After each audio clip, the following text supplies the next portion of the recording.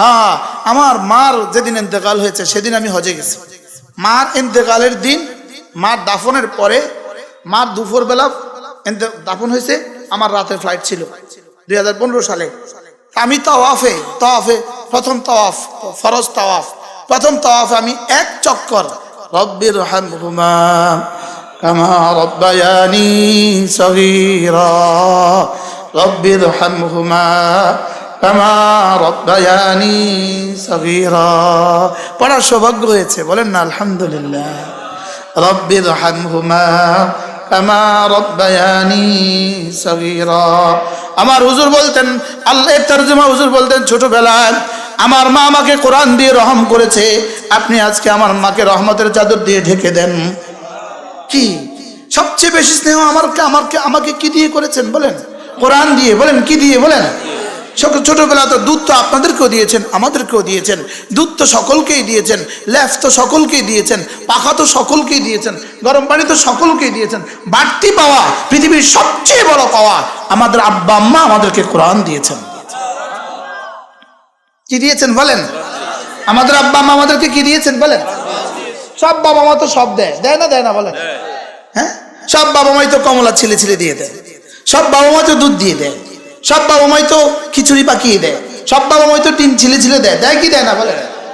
আমার তো এখনো মনে পড়ে, আব্বা ফজর নামাজ পড়েই ঘরে গিয়া বলতেন আমার মাকে, এই শোনো, আমার নাম ধরে বলতেন, ওরে একটা মুরগির ডিম দাও।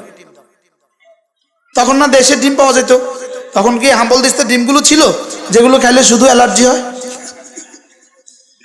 তখন তো দেশি ডিম ছিল, ফিউর ডিম ছিল। গিয়েই বলতেন ওরা একটা ডিম দাও। কি তার ডিম তো সবারই দিছে, দুধ তো সবারই দিছে, মুরগি তো সবারই খাওয়াইছে, শিং মাছ তো সব মারাই খায়, লেকিন বাড়তি এই যে আমাদের সাইদ, আলহামদুলিল্লাহ হুজুর চলে গেছে, আজকে কথা বলছে, ওরা আওয়াজে আমি হুজুরের গান পাইছি। বলেন না আলহামদুলিল্লাহ? বলেন আলহামদুলিল্লাহ। আল্লাহ এই যুবককে কবুল করুন,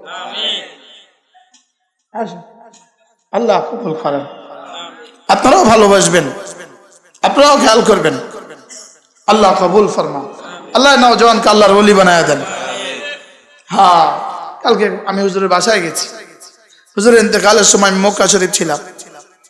আলহামদুলিল্লাহ আমারও দোয়া করার সৌভাগ্য হয়েছে।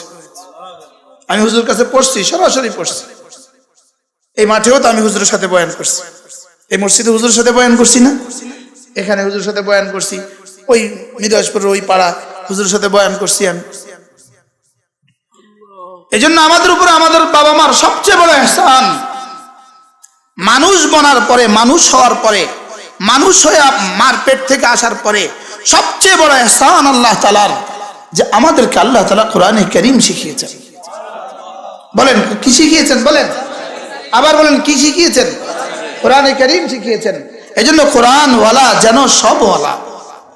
বলেন কোরআনওয়ালা যেন কি ওয়ালা? কোরআনওয়ালা যেন সবওয়ালা। হ্যাঁ, আমাদের হযরত মাওলানা তারেক জামিল তিনি বড় সুন্দর বলেন, তিনি বলেন যে বাবা মা তার বাচ্চাকে কোরআন দিয়েছে সেজন্য সব দিয়েছে। ছেলেকেও পড়াবো, মেয়েকেও পড়াবো ইনশাআল্লাহ। বলেন ইনশাআল্লাহ। ছেলেকেও পড়াবো, মেয়েকেও পড়াবো। আমাদের এখানে যদি 3টা বছর পরে আপনার ছেলে, আপনার মেয়ে, ও কি পারবে জানেন? ও পারবে এক নাম্বার সে পারবে কি জানেন? 2 রাকাত নামাজে 60টি মাসআলা। বলেন আচ্ছা, ঢাকা ইউনিভার্সিটি থেকে পিএইচডি করছে, এমফিল করছে, ক্যামব্রিজ থেকে পিএইচডি করছে, এমফিল করছে, জিজ্ঞেস করেন 2 রাকাত নামাজে কয়টি মাসআলা? বলেন না। আচ্ছা, ঢাকা মেডিকেল থেকে পাস করছে। হ্যাঁ, আপনার গ্রামের এই ছোট্ট ঘরে দিয়ে দেন না, 2-4 দিন পরে দেখবেন 2 রাকাত নামাজে 60টি মাসআলা। এরপরে কি পারবে জানেন? 40টা হাদিস মুখস্থ পারবে। এরপরে কি পারবে জানেন? সূরা ইয়াসিন মুখস্থ পারবে, সূরা রহমান মুখস্থ পারবে, সূরা ওয়াকিয়া মুখস্থ পারবে। আর 3 বছর মুকাম্মল হয়ে গেলে গোটা কোরআন কারীম সে দেখে দেখে শুদ্ধ পড়তে পারবে। এরপরে এখান থেকে নিয়ে যদি চান তাহলে যান অন্য কোথাও দিয়ে দেন, ইনশাআল্লাহ এ বাচ্চা মুসলমান হয়ে জীবনযাপন করবে। করবো তো ইনশাআল্লাহ?